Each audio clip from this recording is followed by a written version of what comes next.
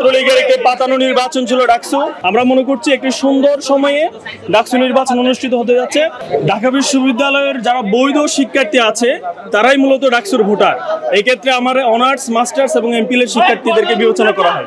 2019 সালে সর্বশেষ ছাত্রলীগের একটি পাতানো নির্বাচন ছিল ডাকসু। অনেকদিন পর আমরা গণতান্ত্রিক পরিবেশ ফিরে পেয়েছি।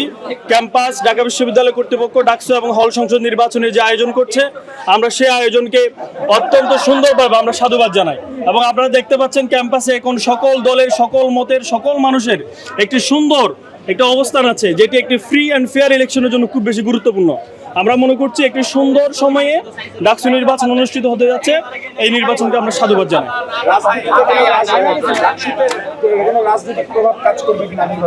না, আমাদের মনে হয় রাজনৈতিক দল অথবা রাজনৈতিক ব্যক্তিত্বের চেয়ে এখানে সবচেয়ে বেশি যেটা কাজ করবে সেটা হলো প্রার্থীর ইমেজ কেমন, সেটা দেখেই, প্রার্থীকে দেখেই মূলত মানুষ ভোট দিবে বলে আমি বিশ্বাস করি।